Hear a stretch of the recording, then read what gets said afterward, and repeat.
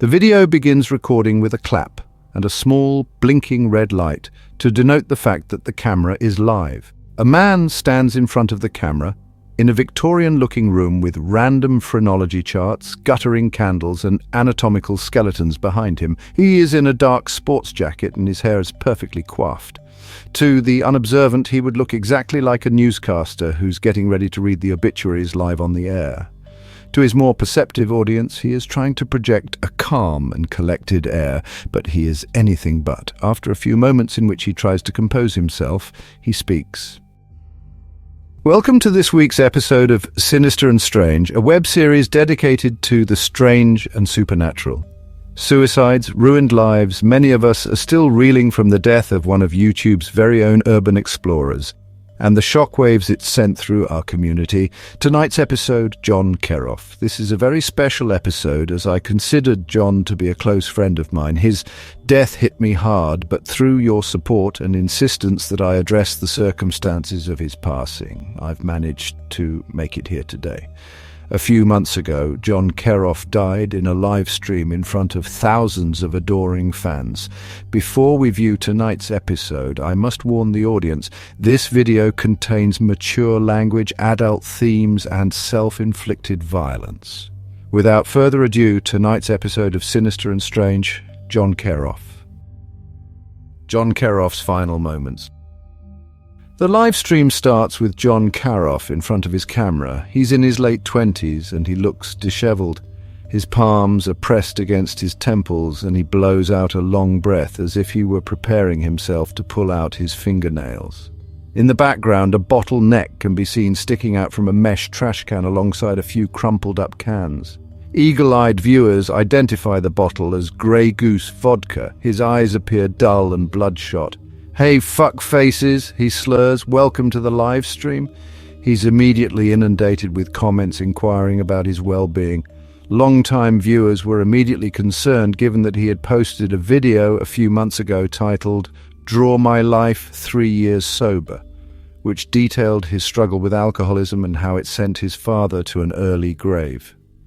That video ended with him telling everyone about how alcohol nearly killed him, and he would never touch a drink again. A few moments pass as John Kerrof hazily looks through the dozens of comments before he burbles, "Yeah, I'm drunk. So what? What's the big deal? People fall off the wagon all the time. Sometimes they need to just so they can realize how important it is to be sober." He takes a moment to read the comments before answering, "Yeah, that's a shitty excuse, but I'm a shitty person, so what do you expect?" Messages of "Is this a joke?" roll across the screen. A lot of his viewers can't believe that he would attempt to hold a live stream in his condition. He looks into the camera on his laptop as if he's trying to organize his jumbled thoughts before he continues, "You want a joke? Here's a joke. I used to love all this shit. Exploring places with actual histories and telling stories.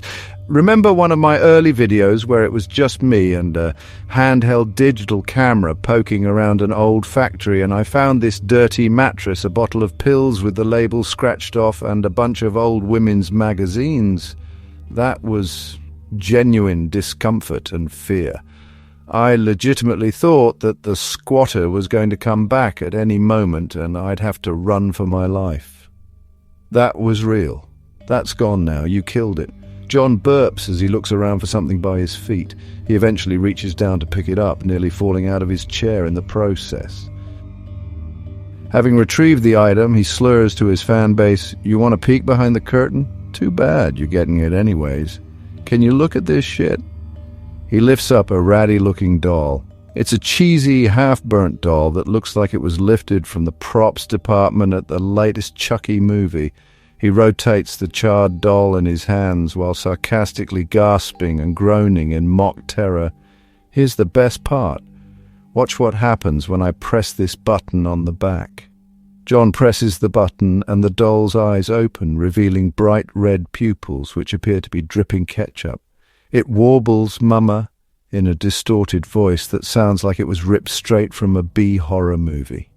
He groans in response, as if it physically pains him to see it. "I said that I wanted to investigate real places and see what comes from it, not this staged shit.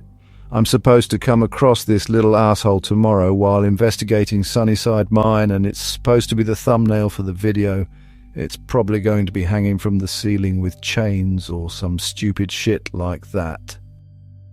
John spins the doll around in front of the camera, giving his audience ample time to see how the doll is rigged up. I'm still trying to figure out how they're going to create a narrative in which there's a 9-year-old miner who carries her dolls to work in the mines with her. How the fuck are they going to explain this? My fucking producer is treating this like a jump scare series. There's no history needed, no real drama. It can all be manufactured. It's all smoke and mirrors. It's all lies and emptiness.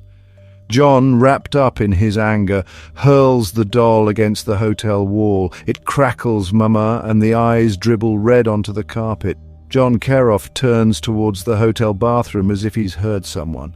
It's obvious he's causing a scene with his outburst and that the adjoining rooms can hear him. He mumbles out an apology, but there's no audible reply. It distracts him for a moment longer than a standard blink before he's back at the audience. They got me staying in this shithole hotel en route to an old mining town. They got guys out there already, probably painting pentagrams and upside-down crosses on everything. Here's the funniest thing. The place is genuinely creepy from the photos I've seen. There's no need to stage anything. I could make a genuinely intriguing video without it. The scenery outside is beautiful. And when juxtaposed with the darkness inside the mine, I could really build an oppressive atmosphere, but they want the views. They don't want a slow burn. Shit, I can imagine the video title already, Real Ghost Encounter in Sunnyside Mine, how I almost died. Fuck 'em. He looks like he could bury his head in his hands and cry at any moment. The comments are flying by, with fans telling him to call his AA sponsor and to talk to someone. A few people are trolling. He ignores them before fixing his stare at the camera. Well, they're not the only ones to blame here. It's you assholes bombarding every urban exploration and abandoned hospital and factory video with zombie. I was super spooked. I can't believe that the abandoned Jiffy Lube a mile outside of town is haunted by a pair of twin ghosts who leave oil splotches wherever they go. Is this for reals? You incentivized this charade. Ghost Grabbers, the title of his latest series, t-shirts and Urban Exploration Crew hats. They're making money off your stupidity and you gobble it all up, hook, line and sinker. He grits his teeth as he continues. Then there's the arseholes calling everything fake in the comments. Of course it's fake. You weren't watching it when it was real. It was too boring for you. No one was interested in me walking through an empty automotive factory while talking about the history of the place. All its industrial accidents and shattered dreams. You can't have it both ways. It can't be real and full of excitement all the time. You either get something real and atmospheric punctuated by occasionally exciting moments, or you get something exciting all the time and fake. Are you happy? Is this real enough for you? Fuck you! Fuck you! Kerrof is shouting at the audience now. He suddenly snaps his head in the direction of the bathroom. He whispers, I think I pissed off the next door tenant in this shithole. I can hear him talking through the bathroom wall. Think he's calling management? Want to see me get arrested on stream? I bet you do. It'd probably make your day. He gets up and stumbles into the bathroom to apologize to the tenant through the wall. He steps off camera, but the recording picks up his voice. Sorry, man, I'm only going to be a couple more minutes. I just got to do this one thing real quick and I'll be quiet for the rest of the night. John Kerrof returns to the seat in front of the camera and sloshes into it. He belches. Guy's more fucked up than me. Blabbering something about wooden hearts and skeletons. Probably should have expected as much when I pulled up to the motel. This place is a real shithole. I'm surprised they don't rent by the hour and have plastic-wrapped beds. I guess you get what you pay for. I don't hate you guys, though. No, how can I? You're just like me, always judging everything around them, desperate to see something that suggests the world is something other than ordinary. We want to know that there's more to life. I used to poke around the abandoned churches and asylums, hoping to catch a glimpse of what's beyond the veil, anything to give me a reason to believe in something, reason to get out of bed in the morning. I just need a reason to keep. He trails off. Maybe he's worried he's saying too much. Maybe he's worried that this will open the floodgates and he'll be swallowed in the depressing deluge. John Kerrof looks like he's seconds away from dissolving into tears. He snaps his head towards the bathroom. Apparently, some sound that wasn't picked up by the audio equipment has distracted him. Many people have suggested that the neighbouring tenant has said something, but there's nothing to indicate that an audible noise has been made. He shouts, "Shut up! I'm trying to have a moment here." He starts crying. He wipes away tears, but more come unbidden. What's left for me to do? I sure as shit fucked up my YouTube Red contract. Once this all gets out, they're gonna fire my ass. I really shit the bed on this one, like I always seem to do with everything. He glances off camera towards the bathroom again, frustration playing across his face as he shouts, "Mind giving me a moment, man? Just let me say good..." The sound apparently continues and John loses his patience. "All right, now you're just pissing me off." John Kerrof sits up from the chair and stalks towards the bathroom. His entire body is trembling like he's about to blow a gasket. He picks up a shoe on the way over, likely to bang on the adjoining wall while shouting something, and he steps out of the camera's frame. Everything is quiet for a moment, except for the constant dings of messages inquiring about what's going on that are scrolling across the screen, which are pinging him. What happens next stuns the audience to silence. The quiet moment is broken by John tumbling back into frame. He looks terrified. He whimpers, "What the fuck?" He loses his footing and falls, striking his head on the side of the computer chair. It sounds like he hit it full force. There's a brief moment where nothing happens. There are no messages as the audience is transfixed by what is happening. John is not talking. For a moment, the viewers wonder if he has suffered a concussion, but an instant later he is seen crawling across the floor. He looks harried and distraught. There's a red spot on his head that will likely form into a bruise. He crawls along the carpet, looking visibly dazed and frantic. Eventually he drags himself past the scope of the camera and everything is silent before chat erupts in a fury of dings. 5 minutes roll by with frenetic messages popping up on the screen. Most are trying to figure out what is going on. Some are asking if John is okay, and others are asking if this is all being staged. Some people are trying to get in contact with the police, thinking that the next-door tenant threatened John to the point of causing a panic attack. Some people are trying to get in contact with YouTube, but it's late at night and they're put on hold. Before anything new can develop in their attempts to reach out, John Kerrof returns for the final act.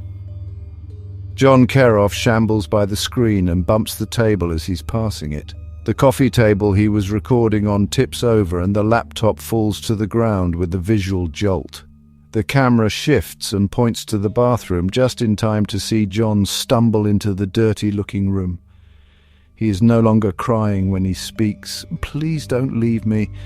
The words sound almost like they don't belong to him. He doesn't say anything else. Instead, he takes off his belt and loops it around his neck. Ineffectual messages telling him to seek help are pouring in, but he's too far gone to notice. He ties the belt to the doorknob in a perfunctory manner. His face is devoid of emotion, but he looks like he's aged thousands of years. There's nothing there. He doesn't say anything. He just sits down. He dies quietly. The scene is blurred out, but through the mosaic you can see him writhing around. His brain is being deprived of oxygen. His neck doesn't snap, instead he slowly chokes. In the uncensored version you can see his Adam's apple bobbing against the belt as if in an attempt to free himself. He twists and turns for minutes in what looks like agony before he stills. The audience watches the stream continue on with the camera facing the bathroom and John Kerrof's lifeless body. The video ends and it cuts back to the set of Sinister and Strange. Sinister and Strange's conclusion: the host speaks, panicked calls flooded 911, but without a physical address they could do nothing. They can only watch for the next 30 minutes before the camera dims and the live stream ends. On June 1st, 2017, John Kerrof took his own life during a live stream. John was beloved by his fans. Many claim the stress was too much, which was compounded by relationship management and personal issues. His confrontation with the person in the motel room next to him was likely the final straw. Whether he talked with the man in the moments he was off camera, or if he was just threatened by him through the wall, cannot be verified. Attempts to ascertain the identity of the man have turned up no leads. All that we know for certain is what we can see on the stream that some in the audience recorded. The death of John Kerrof was just the beginning of terrible things to come for some. His fans have taken the news of his death hard. Some organized candlelight vigils to say farewell to the man they knew. His videos were flooded with comments eulogizing his life and trying to come to terms with their loss. A few were even hit so hard by his traumatic passing that they even took their own lives, some even parroting his final words, "Please don't leave me." Those people left behind families, lovers and friends who will miss them dearly. Much like John, they ended their lives way too soon. Yet there are some who claim that there is something far more sinister at play here.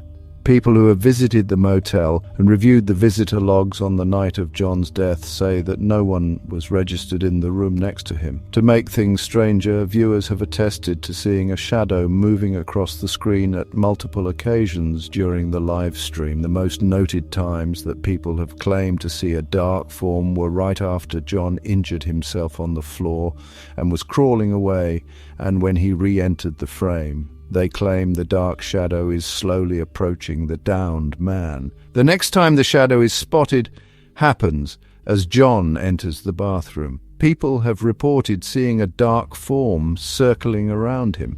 Some have even remarked that they could see the shadow during the suicide.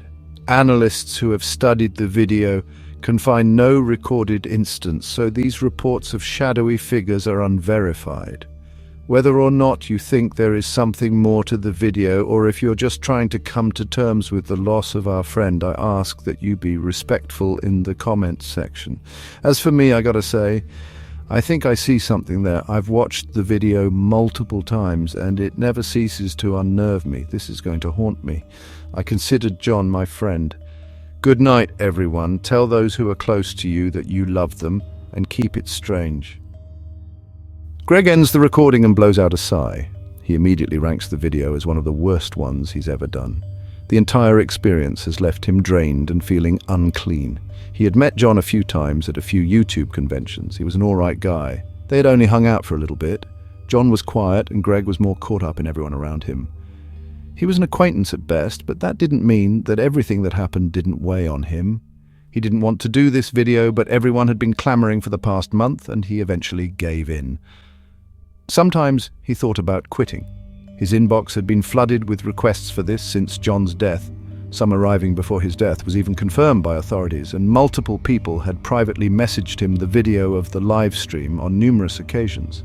He had told everyone that he felt uncomfortable talking about the death of someone he knew, but they persisted. After a few weeks of constant requests and people complaining, Greg relented. He sat down and rubbed the bridge of his nose. The thought of quitting YouTube had popped into his mind from time to time, usually when he saw a particularly terrible comment or video. But never had he ever wanted to leave this all behind as much as he did in this very moment. It sapped him, and sometimes he wondered if they would keep pressing and pressing until he cracked under the pressure of their demands. They wanted blood, and they didn't care about how it affected him. They would probably have him provide a retrospective on the death of his mother if they thought it would make for an evocative story. In his lowest moments, Greg imagined them as emotional vampires, unable to feel emotions themselves unless they were stolen from those around them. They wanted everything, and sometimes it felt like they were bleeding him slowly with a dull knife. He wondered if they would sap everything until he was nothing but a splintered skeleton and a wooden heart. He paused. He had never said those words before, but they seemed so apt for this situation. He didn't know where those words came from. He didn't realize that he had heard them mentioned only minutes before in the video. Thinking those words opened up a part inside him, and something dark began to wriggle its way into his heart. He didn't realize what was happening. He had just heard its call. As Greg sat there in silence and contemplated life, he could have sworn he just heard the words again. Wooden heart. It was whispered low, but it slowly grew louder. It would continue to grow louder until those around him heard and understood. It would spread and infect everyone it could, desperate to not feel so alone. After all, misery loves company. The whispers grew and we listened. If you enjoyed this creepy story, don't forget to like and subscribe. Join us for more tales that will haunt your thoughts.